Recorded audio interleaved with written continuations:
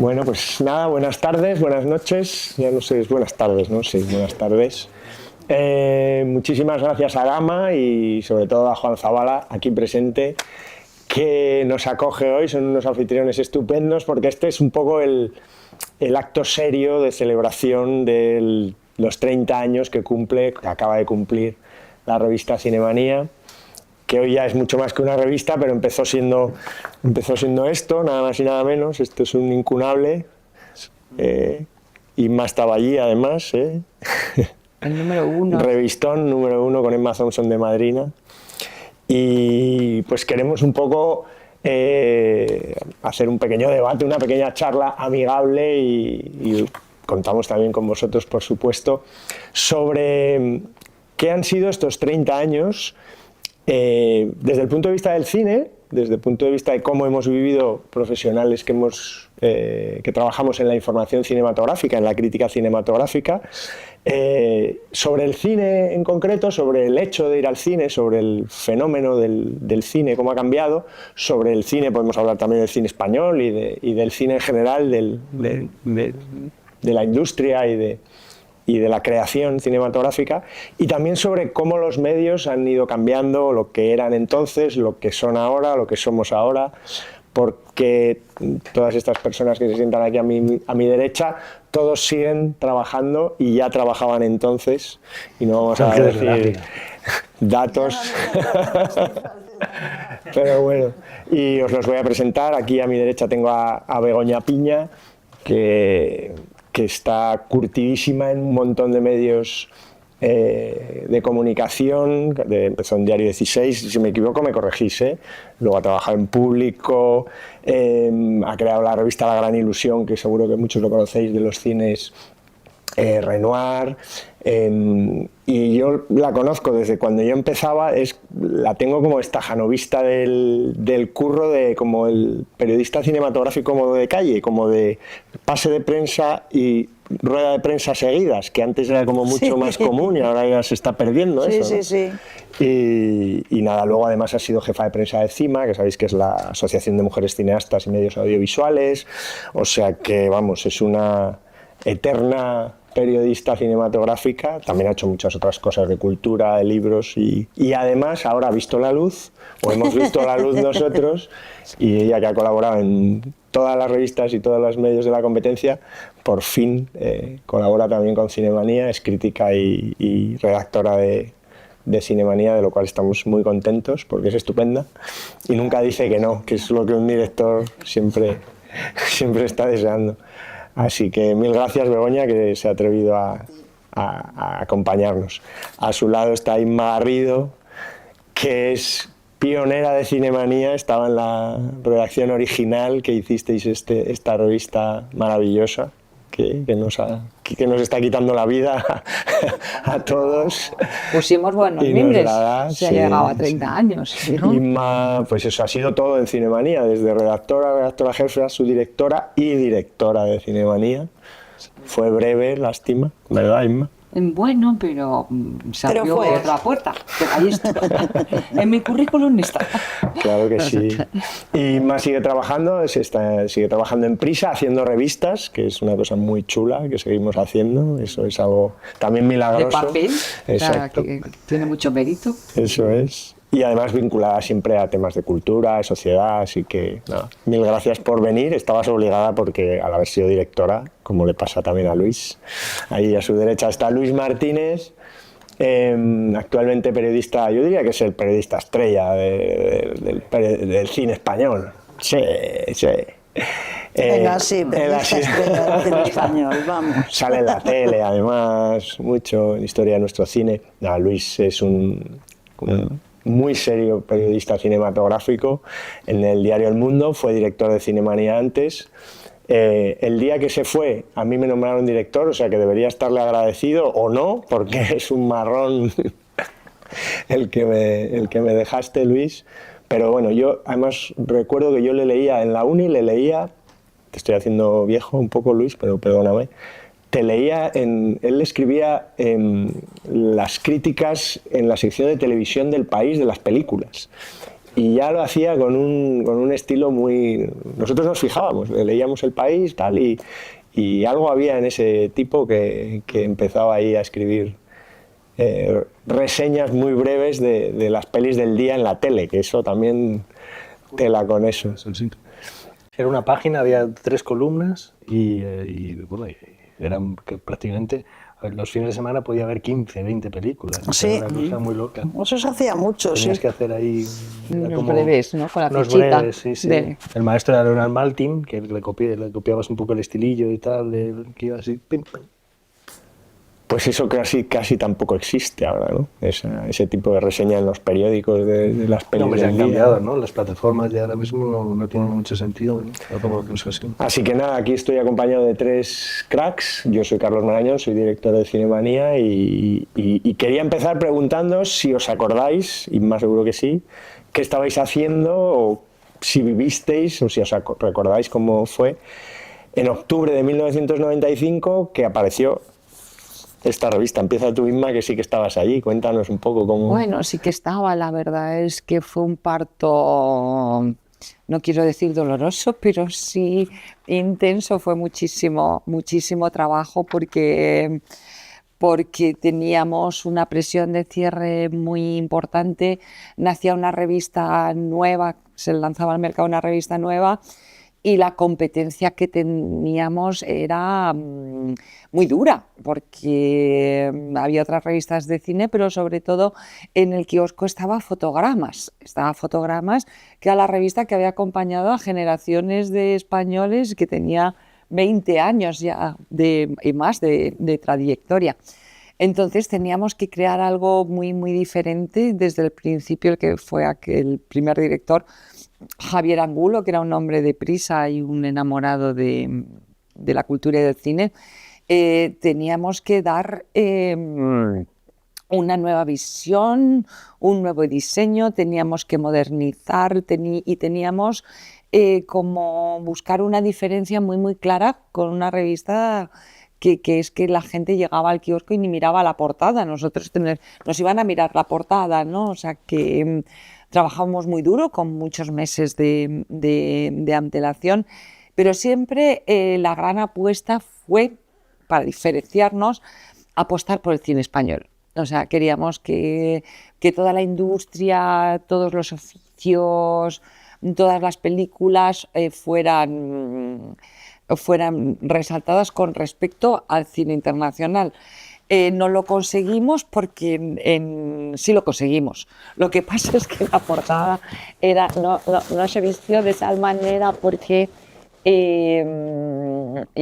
la presentación fue en el Festival de San Sebastián y de octubre, como ha dicho Carlos, de 1995, y teníamos como madrina a Emma Thompson, que venía a presentar Carrington, y que nos hizo de madrina. Entonces, claro, aquel evento nos hizo pues el favor de tener un escaparate único, como es el mayor festival de cine que hay en España, con una actriz ampliamente reconocida. Pues hace 30 años se vivía con mucha ilusión la salida de kiosco, la llegada de Cinemanía, de un producto nuevo y mucho trabajo. O sea, porque es que eran casi 200 páginas y había que rellenar 200 páginas de cosas interesantes y de cosas de cine. Entonces, pues fue un trabajo muy, muy arduo porque no teníamos ni siquiera dentro toda la información ni siquiera internet. Internet teníamos... no te miento, Carleto, había un ordenador que estábamos maravillados, que lo llevaba un chico que se llamaba David Rojo, y de repente se abría una página, solo un ordenador, con pero si de aquella época pasábamos las crónicas por teléfono desde las cabinas. Pero teníamos IMDb, Begoña. O sea, teníamos IMDb, que fue la primera base de datos de cine en la que podíamos consultar, pero solo lo tenía uno. O sea, lo de que llegara la internet a la redacción era como un milagro, pero teníamos un ordenador, Carlos, con una cosa que se llamaba internet. Es que era todo muy analógico, parecemos dinosaurios, pero yo recuerdo que cuando trabajaba en El País trabajábamos en unas máquinas que eran ATEX, que eran unos ordenadores de punto verde. Con culo de... Sí, no, y eran terroríficas, es decir, por supuesto la configuración de la página no la veías, o sea, veías simplemente el texto y entonces te hacías una idea aproximada. Bueno, era bonito. Bueno, yo que soy un poquito más mayor, vi a 3 compañeros en Diario 16 encadenarse literalmente a la máquina de escribir cuando nos iban a poner los ordenadores, como de a mí que no me quiten mi máquina, porque fue una transición, para la mayoría fue muy buena y nos vino muy bien, pero claro, el periodismo se hacía... Era casi artesanal aquello. No, pero estamos hablando del primer número, ¿no? Entonces, ¿Dónde estabais? ¿Qué hacíais? ¿Cómo veíais el cine en aquella época? ¿Qué recordáis? Claro, es lo que quería comentar, es decir, que la mecánica de una revista era completamente... O sea, una revista tenía casi un valor casi totémico, es decir, una revista era como adquirías la información, por decirlo así, es decir, no había posibilidad de... O sea, ha cambiado tanto... O sea, el medio ha cambiado a la persona al punto que ya la información se organiza de otra manera, la forma de pensar se organiza de otra manera, y yo recuerdo que era muy importante tener memoria, date cuenta. Entonces había que memorizar los nombres, los años, las edades y ese tipo de cosas, no muchas obviamente, y cada uno según sus posibilidades, pero no era el recurso de mirarlo inmediatamente, ¿no? Y entonces sí que es cierto que la revista, o sea, yo recuerdo el primer número de Cinemanía, pues como el acontecimiento que era tener otra revista más en el kiosco, ¿no? Es decir, que era un valor en sí mismo. Además recuerdo, por hablar, que el corte de Cinemanía, aparte del que tú has explicado también porque estabas ahí, era incluso ligeramente más literario, que luego es una de las cosas que siempre ha mantenido Cinemanía, es decir, expandir el universo del cine, es decir, que se hable además, que el cine sea muchas veces, se construya como una excusa para meterse en otros sitios, ¿no? Y había muchas firmas, se estaba plagado de firmas. Bueno, teníamos a los principales tótems de la cinematografía en España, como eran Ángel Fernández Santos, que era el crítico del País. Teníamos la firma de Carlos Bollero, que en aquel entonces ya estaba en El Mundo y ahora está en muchos sitios. Teníamos a Oti Rodríguez Marchante, que sigue firmando en el ABC cine, Antonio Gasset, que era el director de Días de Cine, colaboraba, que estaba Juan también, Carlos López Tapia, que era director de Lo que yo te diga en la cadena SER, o sea que cogíamos a los mejores representantes de la literatura literaria y tenían su página en la revista, o sea que le daba más empaque, más credibilidad y más... Y luego como unos nombres ahí del grupo Prisa que tal, porque en el primer número escribe Pérez Reverte, por ejemplo, y siempre que había algún novelista que tuviera que ver con el universo Alfaguara y todo, exclusivamente cinematográfico, ¿no? Y eso sí que se vivió como una novedad, es decir, porque sí que es cierto que Fotogramas era una revista canónica de cine y que tenía sus firmas de cine, sus críticas, etcétera, entonces tenía como un doble mundo, ¿no? Un mundo muy cinéfilo y que lo sigue conservando, y un mundo más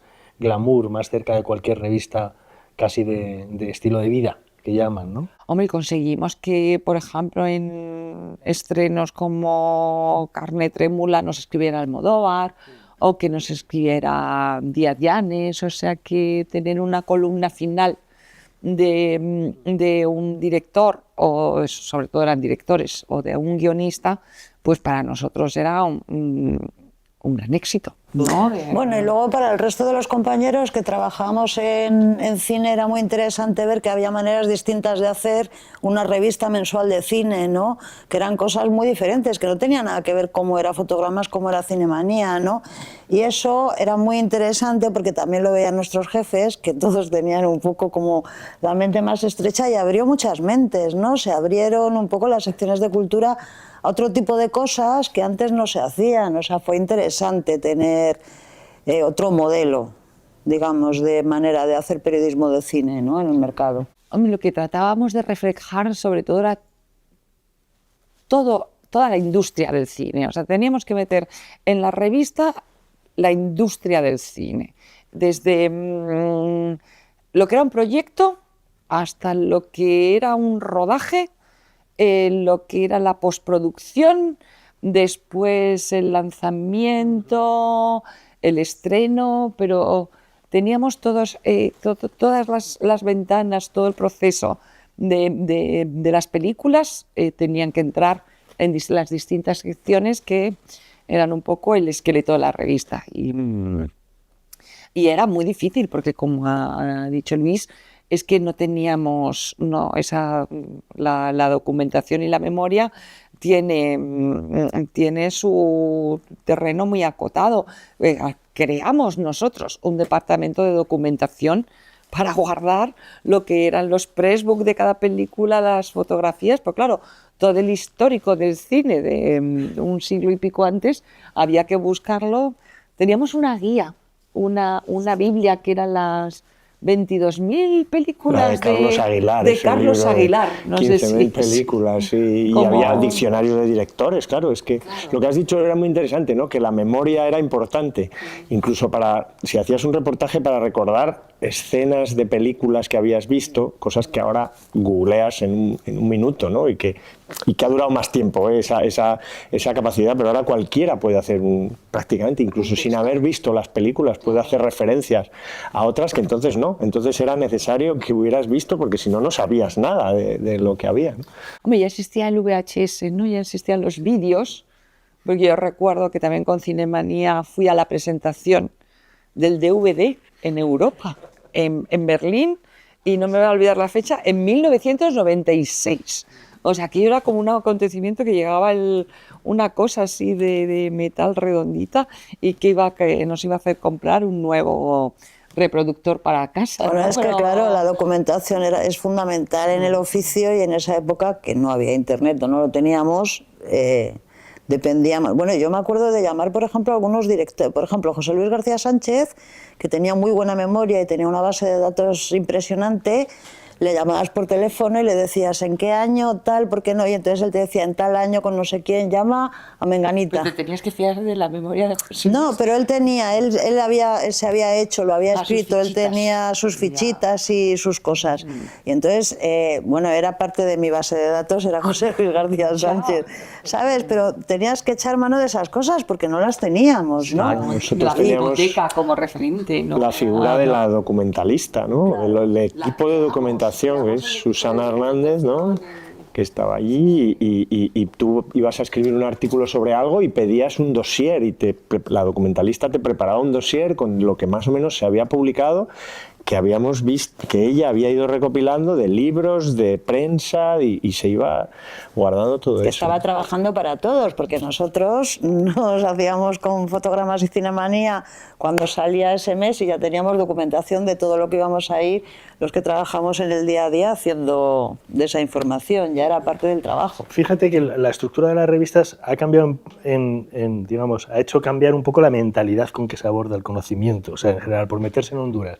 Es decir, el conocimiento que teníamos todos del cine entonces, no es que ahora sea mejor o peor, era como muy jerarquizado. Es decir, sí que había como una estructura muy, hasta cierto punto, o sea, los cánones estaban más establecidos y no había esa obsesión por las listas que empezaron prácticamente en los años 2000 y que empezaron a quebrar. Es decir, no intento colocarme desde una postura moral de que era mejor o peor, pero sí que es cierto que estaba todo como muy jerarquizado y que para acceder a determinados conocimientos tenías que ir pasando por los tótems, es decir, pues tenías que saber que primero estaba John Ford, Hawks, tal, pum, y luego estaban tal cual.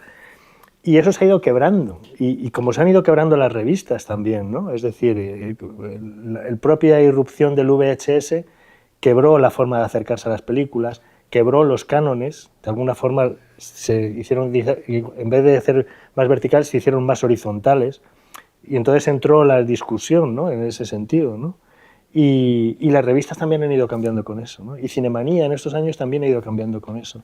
Es decir, que de alguna forma también la forma como se accede al cine, es decir, ahora está prácticamente toda la historia del cine colocada de forma horizontal en la red.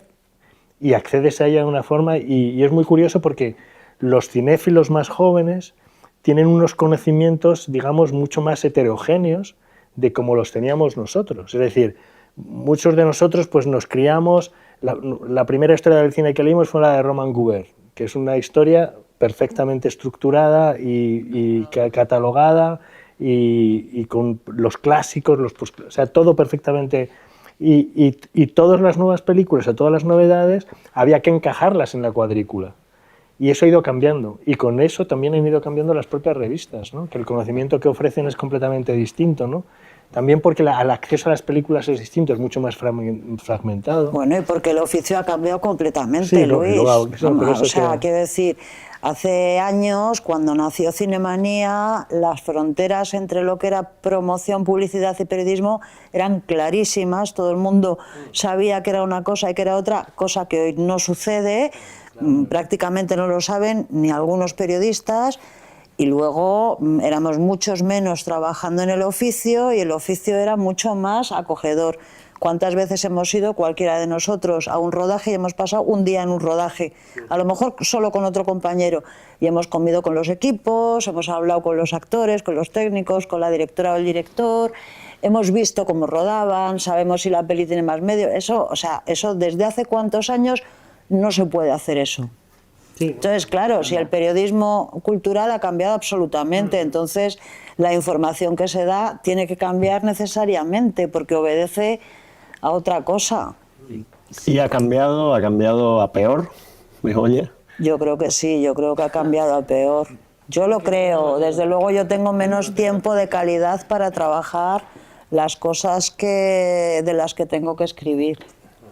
Hombre, yo creo que la irrupción de las páginas web del mundo web ha duplicado, si no triplicado, o ha eternizado nuestro trabajo, ¿no? O sea, porque esto de hacer una revista en papel es un territorio acotado, con una fecha de cierre, con X páginas y tienes que ir a fotomecánica el día 20 porque el día 30 tienes que estar en el kiosco.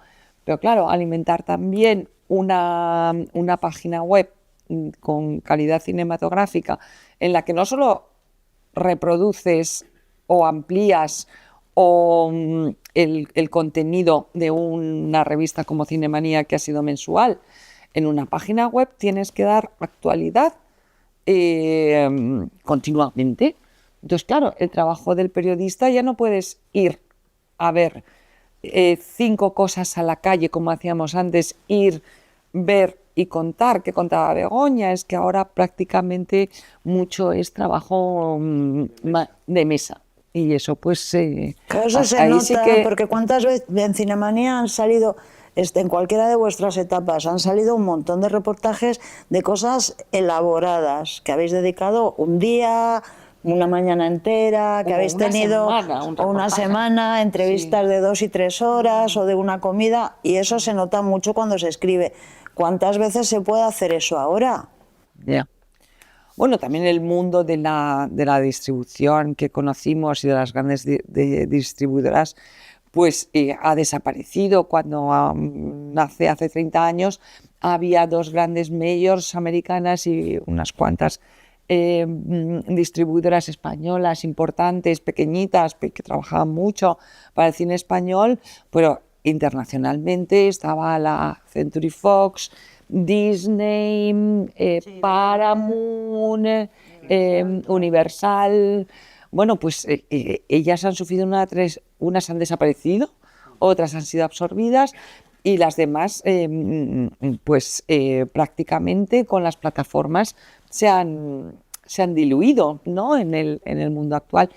Y aquellas distribuidoras y también las españolas hacían un gran esfuerzo, un gran esfuerzo incluso económico por invitarnos a los periodistas a junkets internacionales, o entrevistas con directores, actores e incluso con productores.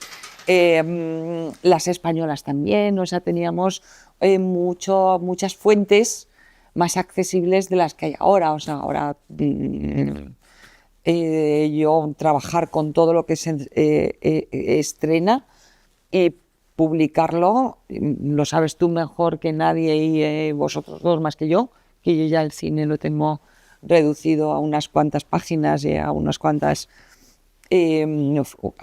canales, pero es que eso multiplicado por 20.000, ¿no? Yo, por poneros un ejemplo, cuando yo entro en Cinemanía estábamos unas 13 personas, había corrector. Yo entré en el 99, o sea, hace 26 años, o sea, un poquito más tarde, 30 años. Parece mucho, pero tampoco es tanto, ¿no? Joder. Pero quiero decir que, bueno, que estamos aquí todos, ¿no? Que podemos contarlo. Había corrector, había documentalistas, había secretaria de redacción, había director, subdirectora, había redactores, para hacer una revista en papel. Hoy has comentado la web, pero es que también están las redes sociales. Las redes sociales es otro tercio más. Hay 3 trabajos y somos la mitad o menos, ¿no? O sea, que eso es así. O sea, esa llamémosle, no sé si llamarle precarización, bueno, especialización. El oficio está precarizado, pero además también el cine como que tiene menos conciencia de lo importante que es tener una buena relación y una relación de calidad con el periodismo de cine, ¿eh? Yo creo que no es solo la parte del periodismo que está claramente en precario, clarísimamente. Yo creo que también es la otra parte, ¿eh? La parte industrial, la parte de distribución, creación. Me parece que sí. Además, es que se les ve, ¿no? Tú ves a una directora o un director que han hecho una película, actores, técnicos, me da lo mismo, que van como locos, correteando de aquí para allá, que no saben ni con quién han hablado, que no, mira, es surrealista, dices, ¿esto qué es? O sea, ¿qué va a salir de aquí? Luis viene de hacer una entrevista hoy, ¿no? Y comentábamos antes de entrar... A Ryan Coogler, el de Sinners, que está por aquí promocionando...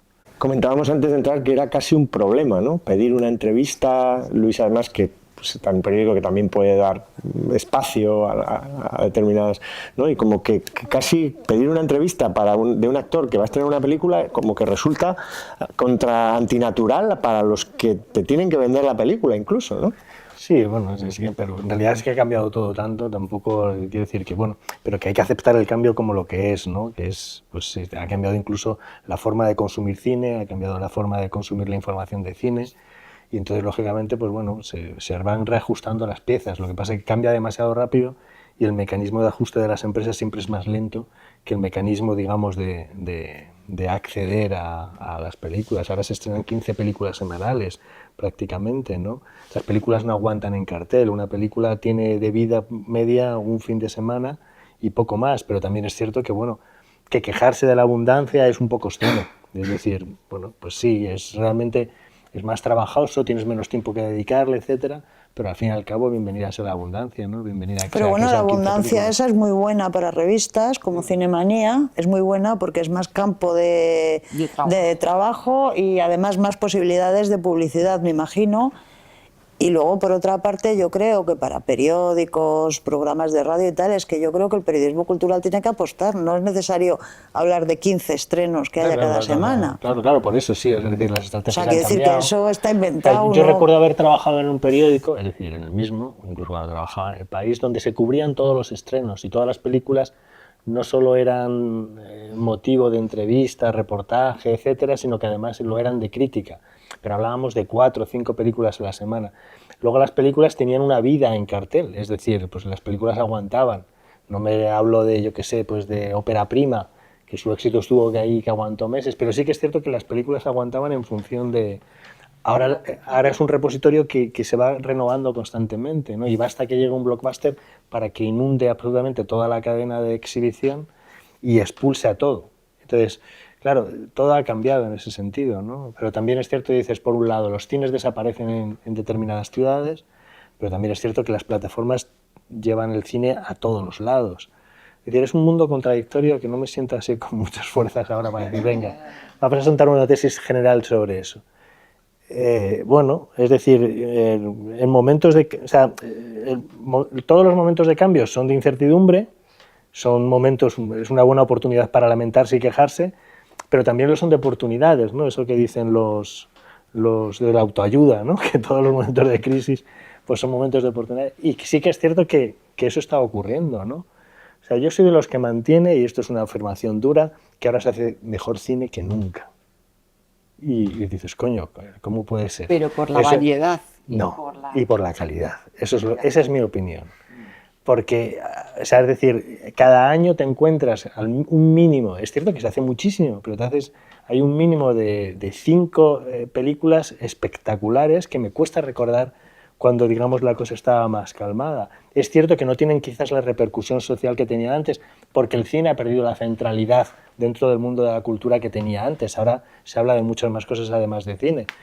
Pero, digamos, la capacidad de determinado cine, y hablo desde la última película de Jafar Panahi a la última maravilla que ha hecho Paul Thomas Anderson, sin despreciar todo el trabajo que está haciendo Yorgos Lanthimos con sus últimas películas, que todas desde puntos de vista muy diferentes son tremendamente atractivas y tremendamente inquietas, ¿no? Es decir, con lo cual, pues, claro, el problema es que tú vas detrás, un poco, o sea, que nosotros como informadores vas un poco detrás con la lengua afuera, pero es un periodo tremendamente, a mí me lo parece. Pero a lo que has comentado, que yo sé que tú no eres para nada nostálgico y te gusta mirar mucho para hacia adelante, que ahora el cine sea menos importante, que ahora el cine importe menos, y yo estoy completamente de acuerdo. Creo que a la gente el cine ahora en general no le importa nada, y a nuestra generación, más o menos a nuestras varias generaciones, el cine tiene un peso sentimental, probablemente sobre todo sentimental en nuestro crecimiento, que ahora las generaciones no tienen. Ese vínculo sentimental con el cine no lo tienen, lo tendrán de otras formas, ¿no? Pero ¿creéis que eso es necesariamente malo? Yo creo que sí, pero yo creo que Luis crees que no tanto, ¿no?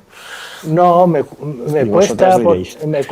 cuesta porque eso, es decir, es muy arrogante colocarte en una posición de prevalencia y decir todo lo que no encaja con lo que yo he vivido, malo. Yo tengo hijos mayores y no les veo especialmente desgraciados por no tener la pasión que tiene su padre por el cine, ¿no? Tienen pasión por otras cosas, ¿no? Y no sé si es, no lo sé, o sea, sinceramente me cuesta trabajo decir si es bueno o malo. A mí hay un ejemplo histórico muy bonito que no sé si encaja muy bien con el del cine, pero que siempre me gusta citar. Vamos a ver, ahora todos tenemos asumidos que leemos los libros en silencio, uno a uno, en soledad. Eso durante mucho tiempo fue considerado una enfermedad, es decir, los libros en la Edad Media se leían en voz alta y delante de un auditorio, y tenían el peso que tenían. Y a partir del Renacimiento la gente empezó a descubrir que podía leer los libros en silencio para sí mismo, y durante mucho tiempo eran considerados locos muchos de los que lo hacían. Ahora es básicamente el patrón que forma a una persona culta y que identifica a una persona culta, el que sea un lector, ¿sabes? Y entonces el ejemplo, no sé cómo atarlo a lo que quiero. Sí, pero que en el caso del cine pasa lo mismo, es decir, durante mucho tiempo el cine construía las conversaciones. Y ya no hablo del cine clásico, que por supuesto, porque el cine durante mucho tiempo, o sea, vamos a ver si soy capaz de razonarlo. El cine de John Ford era un cine de entretenimiento cuando salió, era un señor que hacía western y punto. Y en los años 60 el cine de John Ford adquirió el prestigio cultural que le convirtió en un icono que construía mundos de significado, es decir, esas cosas que hacen los franceses también. Y entonces todos tenemos como un gran referente a John Ford y todos nos inclinamos cada vez que hablamos de Centauros del Desierto. Pero eso es algo posterior, que digamos que se le adjudica a esa película. Posteriormente, durante los años 60, etcétera, etcétera, o sea, para ir muy rápido, hay determinado cine que se convierte pues, en la piedra de toque de lo que es la formación del universo cultural. Y además era cine comercial, es decir, el cine de Ingmar Bergman es el que se veía en la Gran Vía, el cine de Fellini es el que se veía en la Gran Vía, el cine de Saura era el acontecimiento que determinaba todo lo que se te podía ver, y Buñuel ya no te digo. Claro, esos personajes ya no existen, porque ya no existe esa forma de ver el cine. Entonces, ¿nos podemos quejar de ello? No sé, porque por otro lado el acceso que tenemos ahora al cine es brutal. Es decir, yo recuerdo que me tenía, porque ya soy un poco mayor, claro, que para ver determinadas películas me tenía que atravesar Madrid porque resulta que echaban en un programa doble en un cine de Carabanchel una película que yo había leído en no sé dónde que era buena, ¿sabes? Y resulta pues que era Mogambo. Y me iba allí hasta Dios, a casa de Dios. Bueno, ahora tardas medio segundo y lo puedes hacer por lo legal o por el artículo 21, pero es que lo tienes ahí. Y dices, coño, ¿me puedo quejar yo de eso? Si a mí se me llevaban los demonios cuando era jovencito y me tenía que atravesar todo Madrid. Entonces sí, hombre, me puedo quejar de que antes... Pero el problema sería si el equivalente a Mogambo hoy tiene gente que quiera verla, ¿no? Yo creo que sí, ¿no? O sea, Mira, yo creo que la falta, que hay menos lectores, menos espectadores de cine y que eso no es bueno. A mí me parece que todo lo que sea menos cultura no es bueno. Pues esto es una opinión mía personal. Menos lectores, ¿no? Sí, hay menos lectores de libros, hay muchos menos lectores de libros. Pues y además hay muchos estudios ya hechos de que como se leen muchos menos libros, hay mucha menos capacidad de concentración. A mí, mira, esto, anécdota de hace poquísimo, Fernando Trueba me dice, el hijo de un amigo mío está estudiando cine y me dice, dime 2 o 3 títulos para ver que sean indispensables, tal, y entonces le dice 2 o 3 títulos y le dice, no hombre, pero es que esas pelis duran más de 2 horas, yo tanto tiempo no voy a estar mirándolas. Estudiante de cine. Ya, pero bueno, eso... eso es una realidad. Pero vamos a ver, yo en el último festival que he estado, la película más corta duraba 2 horas y media y me estaba quejando yo. ¿Por qué? Porque tenía que ver 3 pelis y es que no me daba la vida. Entonces, pero sí que, y ahora vais al cartel. ¿Cuánto dura la peli de Paul Thomas Anderson? 10 de las cortas, 2 horas largas. Yo no pienso ver Frankenstein, que dura 2 horas 40, ¿no? En Netflix. En Netflix. Es que no es lo mismo verlo en Netflix que verlo en el cine. En el cine no parece tan larga. Lo que te quiero decir es que hay mucha información contradictoria y para eso sirven las revistas, ¿no? Para más que ordenar esa información, que sí, que es importante que la ordenen, pelearse contra ella, contra ese desorden que hay. Por eso a mí me parece que es interesante todo lo que está pasando. Las revistas de cine ahora son revistas de papel, por supuesto, y son bonitas, y las compras, y las hojeas y tal, y luego revistas en web, ¿no? O sea, ahora mismo, fíjate lo que ha pasado con IndieWire, cuando... Quiero decir, tampoco es mi revista favorita, pero... ¿Qué ha pasado? ¿Cómo? ¿Qué ha pasado? No, coño, que se ha convertido ahora mismo, te quiero decir, IndieWire es una revista que jamás se ha impreso, que nació en la web, vive en la web, y ahora mismo pues le está disputando el puesto a Variety, ya desde hace bastante tiempo. Pero también todo a la baja. O sea, digamos, el consumo de todo eso, igual que el de la revista, no nos vamos a engañar, o sea, que yo soy director de una revista y se mantiene mucho mejor de lo que pensábamos hace 15 años que iba, ¿no? Hace 15 años pensábamos que no iba a haber ni periódicos, ¿no? Probablemente. ¿Y vosotros tenéis estudios de mercado? Claro, bueno, no muchos joven. estudios, no, el público joven, las revistas es difícil, cierran los kioscos, no hay kioscos, es que claro, es que no hay kioscos, yo creo que la distribución se está convirtiendo también bueno, ahora se vende mucho, se vende online, ¿no? Te lo compras online, te lo envían a casa, o sea, hay otras, o sea, hay alternativas, ¿no? Eso es así, pero obviamente es un mercado a la baja, digamos, igual que el cine, ¿no? Igual que la asistencia a las salas, obviamente no desaparece o tarda más en desaparecer de lo que algunos pronosticaban, pero sí que, por ejemplo, las redes sociales ahora mismo, y el consumo de redes sociales, el consumo rápido, ahí yo estoy un poco también de acuerdo con Begoña, ¿no? Que hace que la obra cine, tal y como la hemos conocido hasta ahora, que es verdad que eso es un hecho cambiante, ¿no? y puede ir cambiando, sí que tenga menos presencia en general. Y yo sí que creo que eso, en general, más allá de mi vínculo sentimental, hace que la cultura audiovisual sea más superficial, más leve, todo es más leve. Yo creo que es una tendencia, no sé si eso puede a lo mejor cambiar y puede eso, ¿no? Pero sí es algo que yo observo, también entendiendo lo que dice Luis, y me parece, y yo también estoy de acuerdo que todos los años hay 12 horas maestras de cine. Pero si lo que dice Luis es verdad, y además a mí siempre se me acusan de que puntúo muy alto, digo, bueno, pero es que me ha gustado, ¿qué cojones? Yo creo que hay 12, eso lo discutimos mucho en la revista, yo creo que hay por lo menos 12 películas de 5 estrellas al año, una por mes, más o menos. Y eso no lo había antes. Año, así para, o sea, perdonad que os corte, pero como lo decís y lo argumentáis tanto, os decís, si os acordáis de las obras maestras de los 2 últimos años, para ver si realmente estamos o hablamos de lo mismo y si realmente es verdad que hay... Bueno, habrá diferencias de opiniones, españolas, pero hay este mes 2 películas para mí de 5 estrellas los domingos y la de Galicia, ¿cómo se llama? Chirat. No. Romería. Y solo en estos últimos meses, 2 películas que son grandes películas. Está genial, Pero tiene trozos que te aburres como una ostra. O sea, ¿Cuándo? ¿Romería? Los domingos. O sea, con todo mi respeto. Sí, claro, claro. Pero, O me decís y tal. no, pero bueno, O sea, hay que contener de concepto aburrir, el otro día la revista, como es esta revista británica, Sight and Sound, eligió la mejor película de la historia elegida por cientos de críticos, es la de ¿cómo es? La de Pascal Chantal Akerman, perdón, ¿no? Y es una película objetivamente aburrida, que a mí me parece una gran película, pero es una película Mira, este año, o sea que... una batalla tras otra, Hamnet y Sinners, a mí me parecen 3 obras maestras. Y son hechos, por no irme muy atrás, es decir, así por votar así desde muy cerca. Sirat me parece que está cerca. No me entusiasma tanto, tiene tal, pero es una película que, como va a la confrontación, es una película que no busca la unanimidad, pues bueno, pero en cualquier caso es una película muy excitante. Es una película de las que no ves habitualmente, ¿no? No me atrevo a calificarla de obra maestra, pero sí que me atrevo a que es una película que te levanta de la silla. Interesante, obra maestra. O sea, sabes que le ha dicho 12 obras maestras, ¿no? Al año. Yo creo que sí. Bueno, yo no Pero distingo discutimos, tiempos, pero lo todos los discutimos, años, si no hay 12, hay 10. Sí.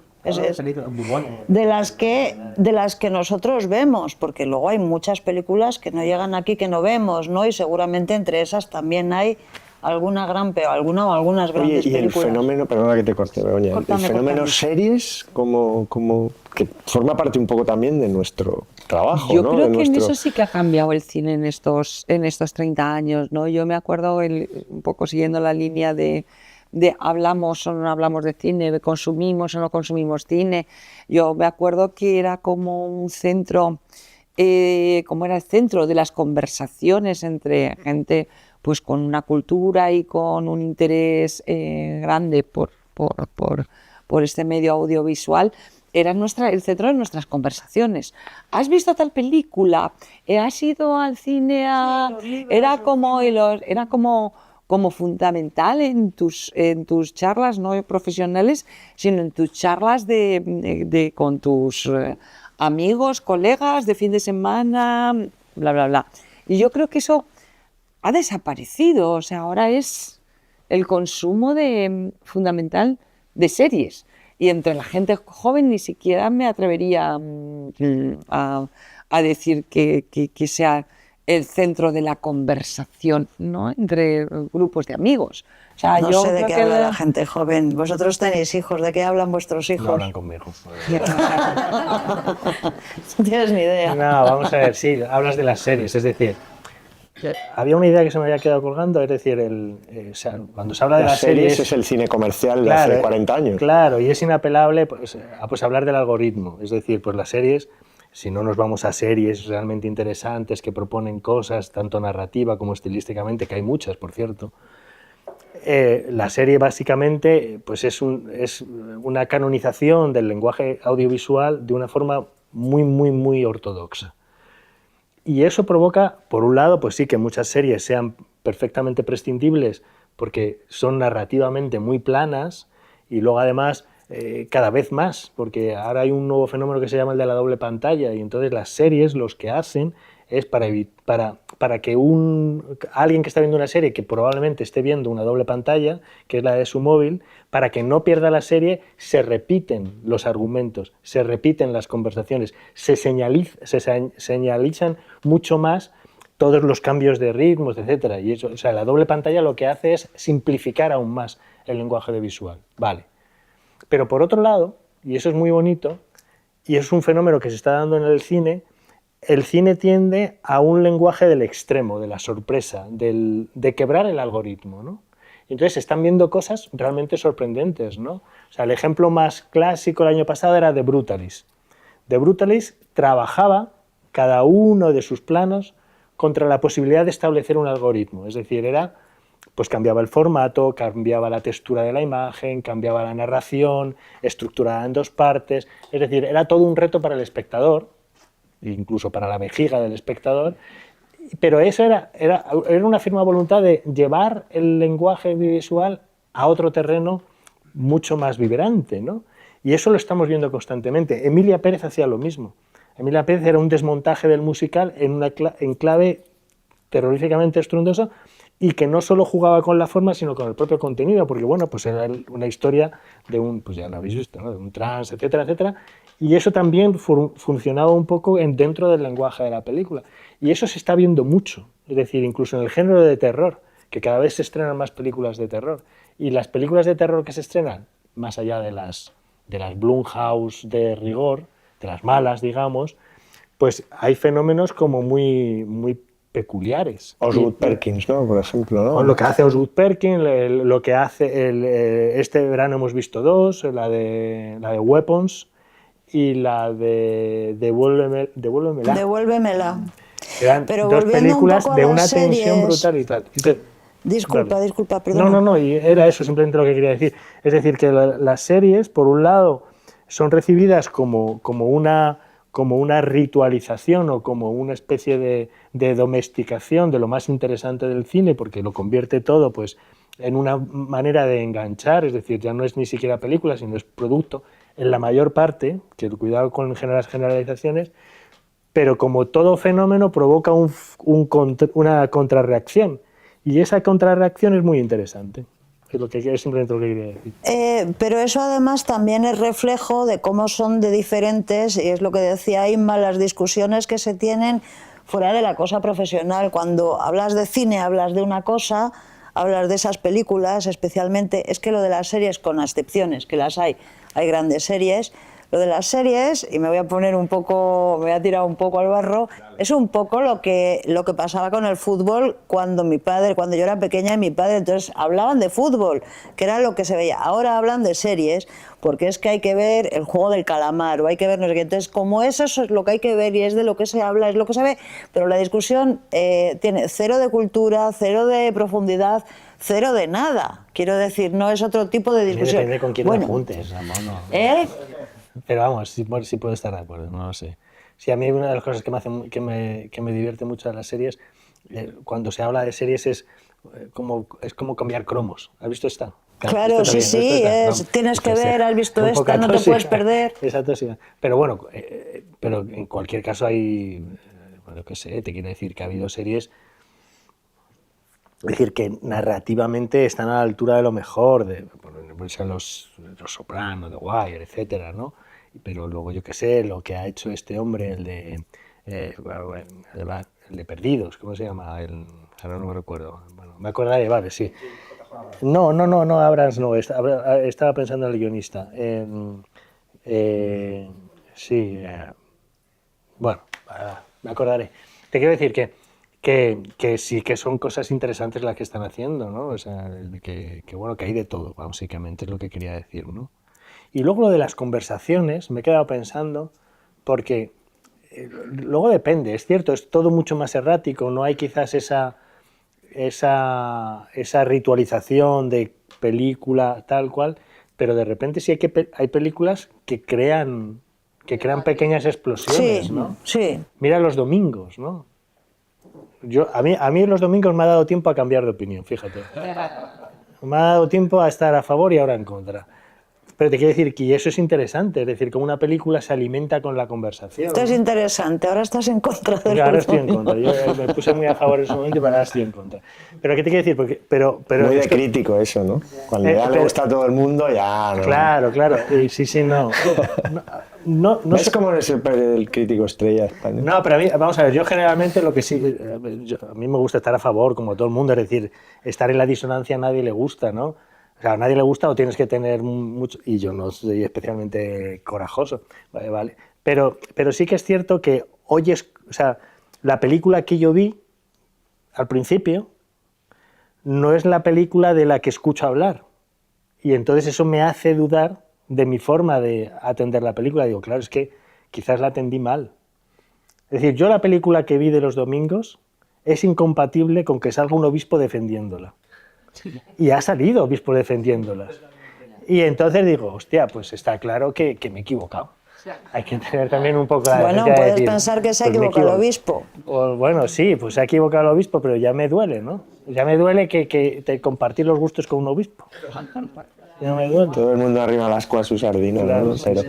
ahora Luego que- hay otra cosa muy bonita sobre la crítica, que eso es una de las cosas que tengo muy hablado y tal, es que curiosamente cuando salió Internet, el último ya- melón que abrimos, que Sí. esa expresión tan horrible, abrir no, melón. cuando salió Internet, La crítica. bueno, sí, sí es una cosa muy rápida, simplemente cuando salió Internet, todo lo recibimos como recibimos Internet digo, coño, esto es la hostia, o sea, esto, además, yo me imaginaba, y yo como además, como empecé, como tú has dicho, haciendo pequeñas críticas y tal cual, entonces, algunas eran, pues dices, coño, es perfecto, porque ahora ya no hace falta que un periódico de tirada nacional te dé el título de crítico, ¿sabes? O sea, tú te pones ahí, te pones a hacer tus críticas con tu blog y anchas Castilla. Entonces, todos de alguna forma estábamos convencidos, y hasta hace poco lo estuve, que gracias a Internet la disparidad de criterios, la posibilidad de leer cosas nuevas sobre las películas se iba a disparar exponencialmente. Y así Coño, ha sido, pues ¿no? ha sido justo lo contrario.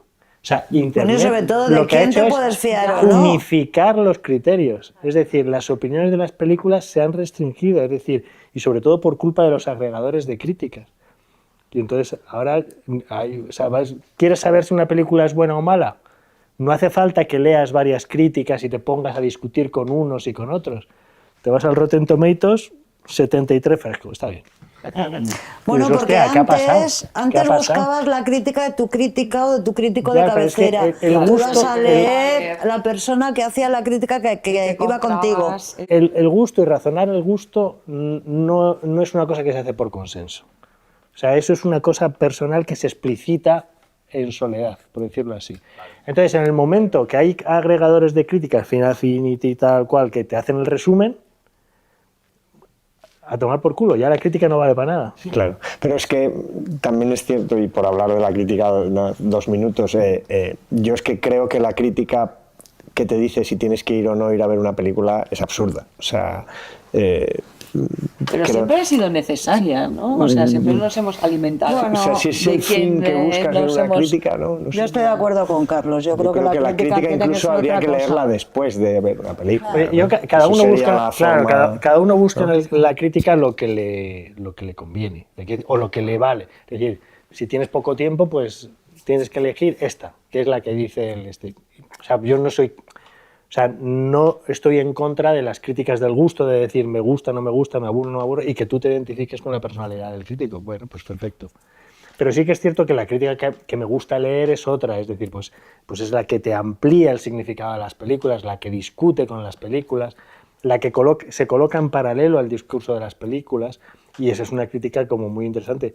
Y Claro, pero eso tiene el interés hoy para la gente en general que tiene la poesía. O sea, es un interés absolutamente minoritario, maravilloso, pero absolutamente recóndito, vamos, ¿no? es recóndito, pero si luego te fijas así con un poquito de perspectiva, esa es la crítica que marca el valor de las películas. Y es que es así, es decir, una película te cae de Cannes con la Palma de Oro y tiene buenas, mal, tal, pero luego es el tiempo quien la coloca más o menos en esa posición de las películas que aguantan el paso del tiempo, y para que una película aguante el paso del tiempo necesita narraciones que la sostengan. Y esas narraciones son las que probablemente pues, al común de los mortales no le interesan, pero que son necesarias, ¿no? Y eso yo creo que funciona en todos los aspectos de la cultura, del arte, ¿no? Pues, yo qué sé, pues una cosa es el Premio Planeta y otra cosa es el libro que vas a leer dentro de 20 años y que se ha escrito ahora, ¿no? Y que aguanta y tal. Y para ese otro libro pues es necesario probablemente... ¿Cuántos leen crítica literaria? Yo no. Fíjate que debería hacerlo, pero no. Yo tengo en casa una gran lectora que me dice lo que tengo que leer, y esa es mi crítica. Bueno, pero la crítica, quiero decir que a mí me parece un oficio indispensable y que además estoy completamente de acuerdo contigo, ¿eh? Creo que también se ha deteriorado muchísimo y que entonces está borrando ahí un poco lo que tendría que ser el mínimo nivel de calidad que tiene que tener una crítica, sea de un tipo o sea de otro. Yo creo que sí, que la crítica hace todo eso que tú dices, que es verdad que es el cimiento sobre el que se construye luego lo que es una obra que ha sido y que va a ser moderna dentro de muchísimos años y que va a durar en el tiempo y que va a seguir viviendo joven, pero también creo que hay mucha crítica, bueno, que se llama crítica, que no lo es, que despista mucho y que tiene mucho que ver con cómo se está viviendo todo este oficio nuestro, donde las fronteras están muy difuminadas y no nos enteramos muy bien de si esto es promoción, de si lo hago porque me cae bien este tío, o si es que sé un poco más de... No sé cuántos compañeros han ido a ver una sala de montaje y saben lo que es el montaje, de verdad, es que no lo sé ahora mismo. No lo sé, bueno, sí. De acuerdo. No, yo lo que quería, mira, aquí en el nuevo número de Cinemanía, no en el antiguo, sino el que está ahora, 8 críticas en las que nos equivocamos. Eso es muy bonito. Sí. Eso es porque en realidad... Sí, luego que el tiempo coloca y hace que determinadas películas que en su momento pues a lo mejor no son reconocidas como tal, luego te das cuenta de que tal. Hace poco la guía Halliwell esta que es una guía de crítica desde que va creciendo con los años, hizo una revisión y son críticas del momento, es decir, no son críticas posteriores, son críticas del año en que se publica que sale la película, se estrena. Entonces hizo una revisión porque tenía muy mal valorada a Vértigo, el crítico no le había gustado Vértigo, y entonces la puso a parir por confusa, mal estructurada, la película se repite, el personaje sale 2 veces, por Dios. Pero eso es lo que pasa, que luego, claro, el tiempo hace que Vértigo se construya en un referente para todo cine contemporáneo, que piensa la narración dentro de la narración y que discute con la narración propia de la película. Pero eso viene después. Y entonces eso, de alguna forma, y esa es labor de la crítica, en parte, porque no solo del ojo del cine que se construye después, sino labor de la crítica. Y entonces es muy bonito eso de revisar las críticas, ¿no? De decir, coño, yo tengo ahí un par que, joder... Más poesía todavía. Bueno, queridos, solo por decir cómo veis el cine español, en ese número de Cinemanía, en el número 1, es verdad que lo que ha dicho Luis, que era un tiempo, lo que habéis comentado todos, que era una época, los Goya son del 88, 80, ¿no? Creo que los primeros Goya son del 89, de los 80. Esto es el 95. En ese primer número está Amenábar, está Les de la Iglesia, está Fernando León, está Itziar Boyaín, está Isabel Coixet. Bueno, la llegada de la mujer tanto al cine como también en parte también al periodismo, porque también ha habido una evolución también en eso, y en eso Begoña ha sido siempre muy preclara. Te he apuntado una frase antes que era el periodismo y el cine son machistas y el periodismo más. Bueno, y eso ha cambiado mucho. Yo creo que estamos en un momento... No estoy muy segura, pero yo en un momento de eclosión de cineastas, de mujeres... No, yo me refería al periodismo. Ah, al periodismo, bueno. El cine ha cambiado mucho, se ha trabajado mucho y además yo creo que las mujeres que están hoy en el cine ya no se van a ir nunca, o sea, que ya no hay una marcha atrás. Puede haber altibajos, pero... Todos hemos dicho de muchas cosas, pero sí, ojalá. Bueno, no, hombre, yo creo, quiero decir, ya no se puede, tú ya no piensas en las mujeres cineastas de hoy como en la posibilidad de que desaparezcan. Tú no piensas que Alauda ya no vaya a hacer más películas. Alauda va a hacer más películas como en su época Amenábar hizo más películas. Yo creo que ya las mujeres... Sí, no, sí, está más claro, o menos, sí. más o menos. Hay más nombres. Ahora yo estaba pensando en el periodismo y hay más espectadoras. Y hay más, siempre ha habido más espectadoras y más consumidoras de cultura mujeres. El día a día de, y muy de tímidamente hay más críticas, porque la labor de crítico es una labor muy machirula. Lo ha sido siempre. Muy machirula. Y muy de imponerse y muy de... Y muy difícil en aquellos años. Menos en Cinemanía. Sí, menos en Es Cinemanía. verdad, menos en Cinemanía. Pero fíjate que Cinemanía nació en un periodo de los años 90, donde en el cine español empezaron a pasar cosas, ¿no? Al hilo de las películas de Urbizu, se abrió el cine de género, aparecieron pues Los Med, Bajo Ulloa, Les de la Iglesia, Isabel Coixet, Itziar Boyaín, etcétera. Es decir, era un tipo, o sea, era una nueva que venían de ninguna parte, porque no había escuelas de cine. Y ahora el momento que vive el cine español, en gran parte impulsado por las escuelas de cine y por muchas otras circunstancias, es un momento bien interesante, ¿no? Y además lo estás viendo en los festivales, es decir, hay bofetadas, ¿no? Es decir, en el Festival de Cannes ha habido en competición 2 películas españolas. En el Festival de Venecia, en secciones paralelas, 2 películas españolas. Anoche Conquisté Tebas y Estrella y Río. En el Festival de San Sebastián, aunque juega en casa y tal, coño, la representación española ha sido como muy potente. Y en Valladolid se ha visto Subsuelo, Golpes, la propia película de Isabel Coixet. Pero mira, ahora que hablas tanto de Isabel Coixet, yo aprovecho para meterla. Isabel Coixet todavía no ha conseguido que en este país la produzcan de una manera natural. Ya, sí, sí. Dices, probablemente no, es la cineasta más internacional que tenemos ahora mismo en España y todavía no tiene un respaldo de producción que ya debería tener, ya debería estar consolidado. Eso es machismo. Sí, no, claro que es machismo, es decir, y luego además el corte de película hecha por una mujer es una película intimista, es una película que no sobrepasa los 5 millones, etcétera. Es decir, pero ya se empiezan a romper techos, es decir, Romería ya es una película, pues bueno, de un techo de 5 millones, con una producción muy generosa. La Infiltrada, bueno, nos guste más o menos, también ayuda a lo que pues pasa era afuera, película ¿no? de género, digamos que tal, ¿cómo? Que también ayuda a lo que pasa afuera. Yo qué sé, la Palma de Oro, la palma que se llevó Titán, fue explosivo, ¿no? Para el cine hecho por mujeres, porque las mujeres hacen otro cine, lo hacen bien y además ganan premios. Eso anima la cosa, ¿no? Pero vamos, sigue siendo bastante machista el territorio. Sí, además Titán era cine de Pero no género, como era es hace un 30 terror años, masculino. que ibas a los festivales y era todo No, hombres. Pero fíjate, sí, no como hace 30 años, pero fíjate, hay una cosa que ha cambiado mucho y yo creo que no para bien. Hace 30 años, yo periodista, tú periodista, hablabas con la gente del cine, que eran el 99,9% hombres, y no te trataban como si fueras diferente. Ahora sí. ¿Así? Sí, sí, ahora se nota.